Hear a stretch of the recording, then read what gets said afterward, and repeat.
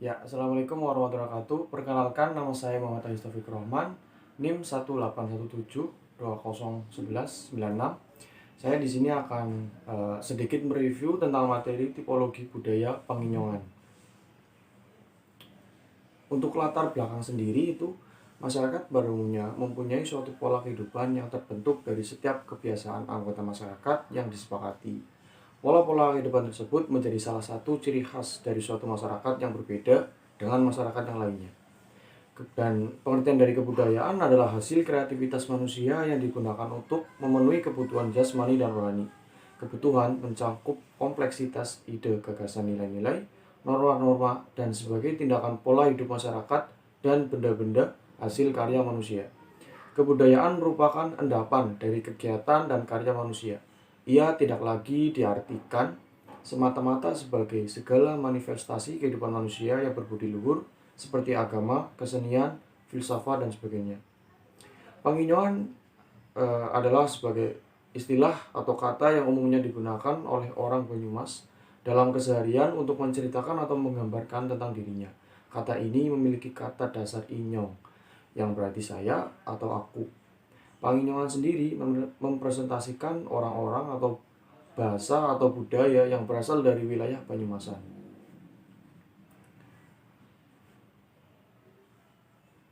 Ya, untuk pembahasan yang pertama, Wong Banyumasan. Siapakah sebenarnya yang disebut sebagai orang Banyumas atau Wong Banyumasan?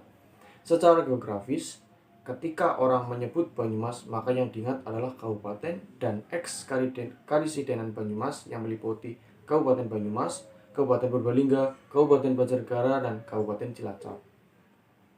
Tiga kriteria yang disebut sebagai orang atau masyarakat atau Wong Banyumasan. Yang pertama, orang-orang yang masih merasa dan memiliki kakek nenek moyang atau leluhur sampai dengan bapak ibunya dilahirkan. Yang dua, orang-orang yang sampai saat ini merasa bangga menjadi bagian dari garis keturunan Wong Banyumasan. Dan yang ketiga, siapa saja yang pernah tinggal dan menetap di wilayah X Karisidenan Banyumas dan merasa menyukai kehidupan sosial budaya, logat bahasa, serta merasa nyaman bergaul dengan orang Banyumas lainnya. Yang kedua, tipologi budaya Panginyongan dalam religi. Agama adalah merupakan unsur yang paling penting di dalam kehidupan manusia untuk membentuk jati diri si pemeluknya. Masyarakat di wilayah Kabupaten Banyumas secara mayoritas memeluk agama Islam dan selebihnya beragama Kristen, Buddha, dan Hindu. Hal ini bisa dilihat dari sarana peribadatan yang ada. Pengaruh kebudayaan India, Buddha, Hindu terhadap kebudayaan Banyumas terutama dapat dilihat dari artefak peninggalan sejarah dan sistem kepercayaan masyarakat Banyumas yang dekat dengan sistem kepercayaan pada kedua agama tersebut.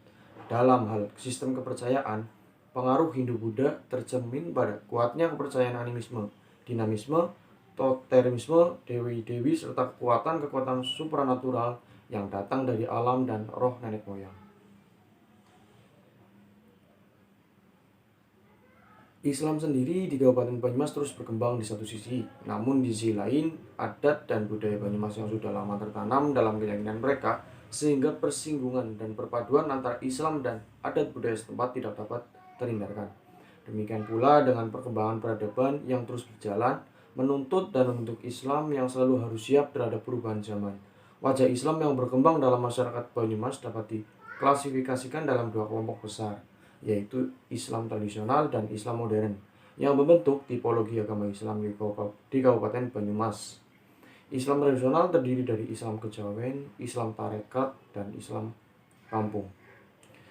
Selanjutnya yang ketiga, tipologi budaya Panginyongan dalam tradisi. Selain masyarakat di Banyumas taat menjalankan ibadah sesuai ajaran agama dan kesehariannya, mereka juga menjalankan adat budaya sinkretisme. Kegiatan semacam ini bisa dilihat dari adanya kegiatan-kegiatan ritual seperti selamatan, resik, jabel, dan sebagainya. Doa yang dipanjatkan kepada Tuhan dengan menggunakan doa-doa menurut agama Islam. Atau kejawen yang dilengkapi dengan menggunakan syair bahasa Arab, sedangkan kejawen menggunakan bahasa Jawa atau bahasa setempat.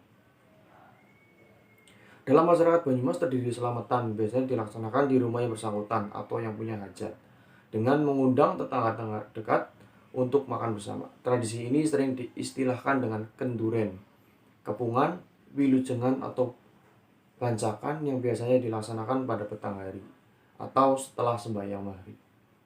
Dalam tradisi ini di Banyumas dimulai dari kandungan atau bobot umur 4 bulan, kemudian 7 bulan atau mitoni atau kube. Setelah bayi lahir masih dilanjutkan dengan selamatan untuk puput puser, sepasaran dan selapanan yang setiap malamnya diadakan tirakat. Selanjutnya yang keempat, tipologi budaya Panginyoan dalam seni. Ragam seni Banyumasan cukup banyak. Budaya Banyumasan dapat dibedakan dalam 5 kategori, yaitu kesenian, bahasa, sastra, upaya adat, peninggalan purbakala, dan pakaian adat. Kasan Kohari mengidentifikasikan adanya 22 jenis kesenian dan 8 bentuk upacara adat yang ada di Banyumas. Di antaranya kesenian Banyumas yang sampai saat ini masih dikenal adalah calung lengger, sintren, dan ebek. Pada dasarnya kesenian begalan merupakan salah satu peninggalan budaya masyarakat Banyumas yang diwariskan hingga sekarang. Menurut tradisi lisan dan kepercayaan masyarakat Banyumas, merupakan syarat yang harus dilakukan apabila menjodohkan anaknya. Uniknya, tidak setiap menjodohkan anaknya harus menggunakan begalan, tetapi hanya pada perkawinan anak sulung mendapat anak sulung mendapat anak bungsu, dan anak bungsu mendapat anak bungsu. Dalam hal ini, begalan berfungsi sebagai ruatan. Kesenian begalan ini disajikan dengan tarian, dan isinya memberi ajaran atau tuntutan khusus ditujukan kepada pengantin dan masyarakat yang hadir dalam upacara perkawinan pada umumnya.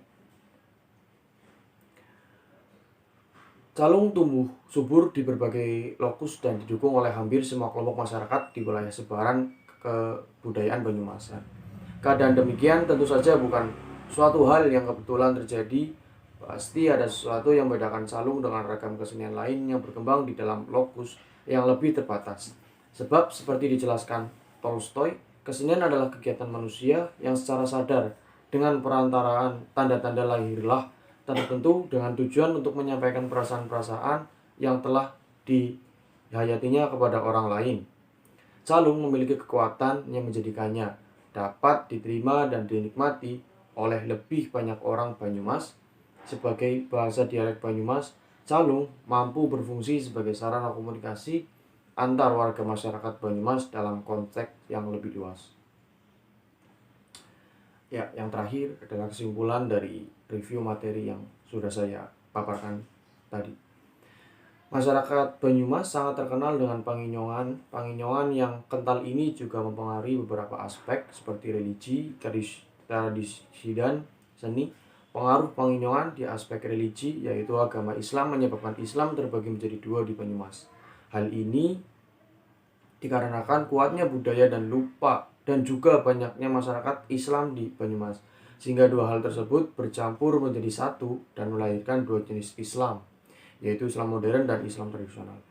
Panginyoan dalam tradisi juga disesuaikan dengan masyarakat Banyumas. Tradisi tersebut seperti yang telah disebutkan di atas. Di Banyumas banyak sekali jenis seni, salah satunya adalah begalan. Selain begalan, ada juga calung dan masih banyak kesenian lainnya. Ya, sekian pemaparan review materi yang bisa saya jelaskan. Apabila ada kesalahan kata atau kurangnya saya dalam menyampaikan materi, mohon dimaafkan. Wassalamualaikum warahmatullahi wabarakatuh.